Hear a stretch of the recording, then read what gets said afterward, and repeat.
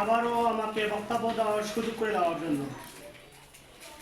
সেই সাথে আপনাদের সকলকে জানাচ্ছি আন্তরিক অভিনন্দন। সুন্দর এবং মনোযোগ সহকারে আজকের এই অনুষ্ঠানের প্রত্যেকটি পর্ব উপভোগ করার জন্য। তো আমি যেহেতু শেষ বক্তা এবং সার্বিক বিষয়গুলো আপনাদের নিকট উপস্থাপন করব, সেটাকে আপনাদের থেকে আমি অল্প একটু সময় নিব, হয়তো 5-7 মিনিট লাগবে। আমি আপনাদের বিরক্ত কারণ হতে চাই না, 5-7 মিনিটের মধ্যে আমার সংক্ষিপ্ত বক্তব্য শেষ করবে। এখন আপনাকে আমাকে সময় দিবেন 5-7 মিনিট, সবাই তো? যদি কেউ বিরক্ত হন, আমার কোনো কিছু করার থাকবে না। আপনারা যদি বিরক্ত হন, আমার কোনো কিছু করার থাকবে না। শুধু মনে একটু দুঃখ রাখেন, আল্লাহর রাস্তা ক্ষমা করে দিন। আমি মহান প্রতিপালকের নাকি আশ্রয় প্রার্থনা করছি, সেই মহান প্রতিপালক যিনি আজকের এই অনুষ্ঠানটা সুশৃঙ্খলভাবে সম্পূর্ণ করার তৌফিক দিয়েছেন। আমি আবারও সকল শিক্ষার্থীকে একটু শান্ত থাকার জন্য আহ্বান করছি। সকল শিক্ষার্থী একটু সবাই চুপচাপ থাকি। এই দেখো ওই সাইডে ছেলেমেয়েরা কথা বলে কেন? আমরা চুপচাপ থাকি। আমি কিন্তু আমার বক্তব্যের শুরুতে সময় নিয়েছিলাম 5-7 মিনিট। আমি 3টা পর্বের মাধ্যমে আমার কথাগুলো আপনাদের নিকট উপস্থাপন করব। প্রথম আমার প্রতিষ্ঠান সম্পর্কিত, এরপর অভিভাবক সম্পর্কিত এবং শিক্ষার্থী সম্পর্কিত। তো প্রথমে আমার প্রতিষ্ঠান সম্পর্কে একটু বলি। এটা সায়েন্স একাডেমি, এটা একটা সেবামূলক প্রতিষ্ঠান। তো আমরা যারা শিক্ষক আছি, এর অধিকাংশগুলোই আমরা এখনো শিক্ষার্থী। আমরা কেউ অনার্স 3rd ইয়ারে পড়ি, কেউ 2nd ইয়ারে পড়ি, আবার কেউ 1st ইয়ারে পড়ি। আমরা অধিকাংশগুলোই শিক্ষার্থী। তো আমরা ভাবলাম আশেপাশে যতগুলো শিক্ষা প্রতিষ্ঠান আছে তাদের অবস্থা দেখে ভাবলাম যে আমাদের একটু ভালো কিছু করা উচিত, সমাজে সেবা কিছু দেওয়া উচিত। সেই সেবার প্রেক্ষিতে কিন্তু আজকের আমাদের সায়েন্স একাডেমি তৈরি হয়েছে। সায়েন্স একাডেমির প্রধান উদ্যোক্তা ছিল আমরা 3 জন। সেটা হচ্ছে হামিদুর ভাই, যিনি আপনাদের নিকট প্রায় 5-7 মিনিট আলোচনা দিয়ে গিয়েছেন। তারপরে এই যে আপনারা দেখতে পাচ্ছেন আপনাদের সায়েন্স একাডেমির সামনে যে সহকারী পরিচালক আবু হানি প্রধান এবং আমি সাকিব, আমরা 3 জন নিয়ে শুরু করছিলাম। আজকে ইনশাআল্লাহ আমাদের মোটামুটি স্টুডেন্ট সংখ্যা প্রায় 80 জনের মতো। তো আপনারা আমাদের জন্য দোয়া করবেন, আমরা যেন সেবামূলক প্রতিষ্ঠানটাকে আরো সামনে অগ্রসর করতে পারি। আমরা নিয়ত করছি যে প্রত্যেক বছর আমরা একটা বৃত্তি পরীক্ষার আয়োজন করব ইনশাআল্লাহ। সেই সাথে অসহায় এবং যারা অভাবী শিক্ষার্থী আছে তাদেরকে বিশেষ সুযোগ দিব ইনশাআল্লাহ। আপনাদের আশেপাশে যদি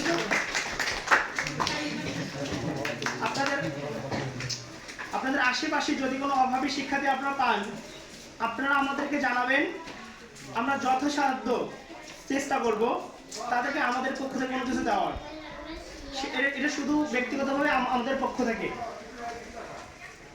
তো আর যদি আমাদের প্রতিষ্ঠান সম্পর্কে আপনারা কোনো কিছু শোনেন, সেটা আমাদেরকে বলবেন, এবং যদি কোনো পরামর্শ বা অভিযোগ দেওয়ার থাকে আমাদেরকে বলবেন।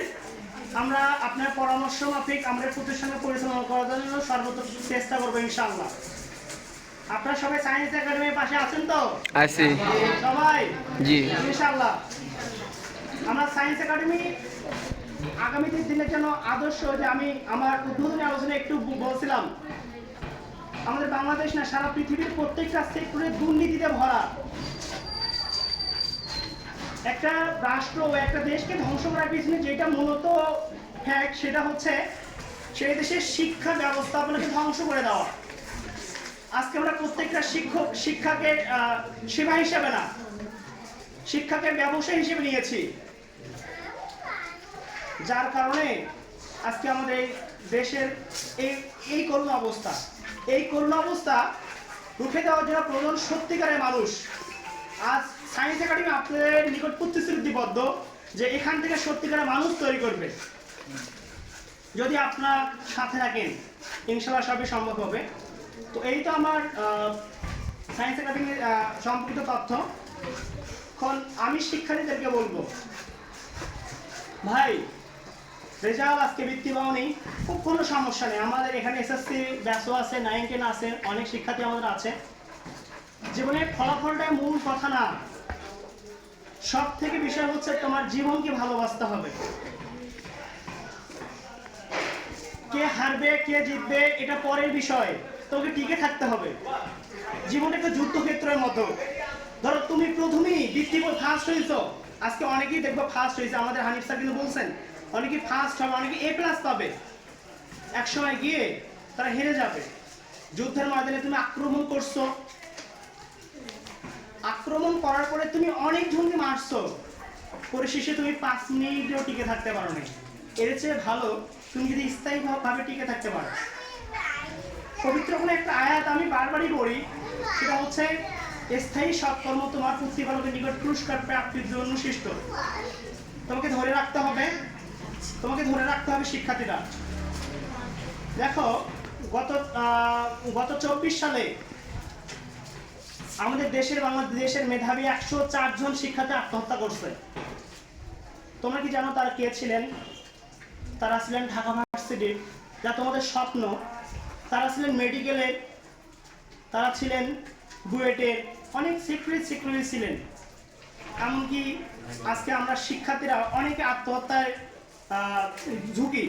এর পিছনে আমরা শিক্ষার্থীদেরকে দোষ দিব না, এর পিছনে কিন্তু অনেক অভিভাবক আমরা দায়ী আছি। আমরা ছোটবেলায় আমরা আমাদের শিক্ষার্থীকে শিখাই, বাবা তোমাকে A+ পেতে হবে, বাবা তোমাকে ফার্স্ট হতে হবে। যদি আপনার ছেলেটা বা আপনার মেয়েটা একটু খারাপ রেজাল্ট করে, আপনার চোখের দিকে তাকানো যায় না, আপনি গুরু কুঞ্চিত করেন যে কি যেন মহাভারত অশুদ্ধ হয়ে গিয়েছে। সম্মানিত অভিভাবক বিন্দু, আপনাদেরকে সকলকে আহ্বান করব, আপনার সন্তান জীবিত আছে, এটাই অনেক, আর কি চান? আপনারা তো আপনাদের সন্তানের জন্য করতেছেন। আপনাদের সন্তান যদি না থাকে পৃথিবীতে, তাহলে বলেন A+ আপনি কি করবেন? বাংলাদেশে প্রত্যেক বছর প্রায় 1 থেকে 1.5 লাখ স্টুডেন্ট A+ পায়। চাকরি বাজারে গিয়ে দেখেন কি অবস্থা। সুতরাং আমি সকল অভিভাবককে বলবো, আপনার সন্তানকে A+ এর দিকেই ধাবিত না করে সুশিক্ষার দিকে ধাবিত করবেন। আবার অনেকে দেখবেন বুয়েটে পড়ে, ইঞ্জিনিয়ার, জজ, ম্যাজিস্ট্রেট, শিক্ষক, কিন্তু তার বাবা মাকে যথাযথ পরিমাণ সম্মান করে না। এর পিছনে মূলত যেটা কারণ, সেটা হচ্ছে সুশিক্ষার অভাব। সুশিক্ষার অভাব। শিক্ষার্থীদেরকে বলবো, তোমরা তোমার জীবনকে ভালোবাসবা, সর্বোপরি তোমাদের বাবা মাকে সম্মান করবা, কারণ পৃথিবীতে তোমাদের বাবা মা ছাড়া আর কেউ আপন না। তোমরা যখন আস্তে আস্তে বড় হবা, তখন এই বিষয়টা বুঝবা, উপলব্ধি করবা। হয়তো তোমার একটু মা একটু বকে, হয়তো তোমাকে একটু গালি দেয়, এটা তোমার ভালোর জন্যই ভাই।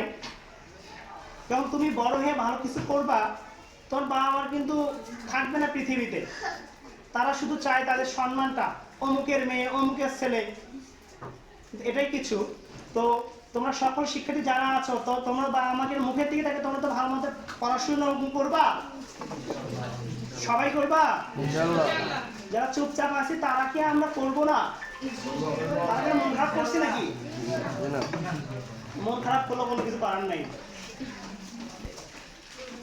কারণ আজকে হয়তো তুমি সন্তান হইছো, একদিন তুমিও বাবা মা হবা, তুমি অভিভাবক হবা,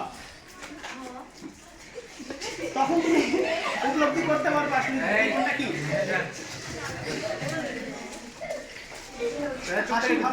অনেক ভালো। তো আমি সর্বোপরি অভিভাবকের দৃষ্টি আকর্ষণ করছি, যারা এখানে অভিভাবক আছেন তাদেরকে বলবো যে আসলে একটা গাছ, আমরা অনেকে বলি যে গোবরে নাকি পদ্মা ফুল ফুটে। আপনাকে এই কথার সাথে আমার একমত। কিন্তু ভাই গোবরে পদ্মা ফুল ফোটে সেটা হাজারে একটা, লাখে একটা। ভাই পদ্মা ফুল পেতে হলে পদ্মা ফুলের বীজ রোপণ করতে হয়, যত্ন করতে হয়, তারপরে পানি দেওয়া লাগে, আস্তে আস্তে বড় হয়, তারপর ফুল ওঠে। আপনার সন্তান এটা গাছের মতো, যে গাছ আপনাকে বৃদ্ধাবস্থে ছায়া দিবে, আপনাকে অক্সিজেন সরবরাহ করবে। যেমন আপনি যদি একটা গাছ গাড়েন, গাছের যদি যত্ন না নেন গাছ কি টিকে থাকবে? মানুষের পায়ের ধুলিতে কি হয়ে যাবে? গাছটা ধ্বংস হয়ে যাবে না? আপনি যদি একটু গাছটা যখন বড় যদি আপনি ঘিরা না দেন তাহলে কি গাছ টিকবে? আরে ভাই, গাছ গাড়লেই শুধু গাছ বড় হয় না, গাছের যত্ন করতে হয়। একটু ছায়া পাওয়ার জন্য যদি গাছের যত্ন করতে হয় তাহলে একটাবার ভেবে দেখেন, তাহলে আপনার সন্তানকে ভালো কিছু করার জন্য আপনার যিনি যে বৃদ্ধা বয়সে আপনার ইফোর্ট দেবেন সেই সন্তানকে ভালো কিছু করার জন্য আপনার কি কি করা উচিত। আমি সকলকে উদাত্ত আহ্বান রাখবো যে আপনারা আপনাদের সন্তান প্রতি কি হবেন, যত্নশীল হবেন, সন্তানকে পরীক্ষার্থী না শিক্ষার্থী বানাবেন এবং সুশিক্ষায় শিক্ষিত করবেন, তাহলেই দেশ এবং জাতির কল্যাণ হবে। এই বলে আমি আমার সংক্ষিপ্ত বক্তব্য এখানে শেষ করছি। আসসালামু আলাইকুম।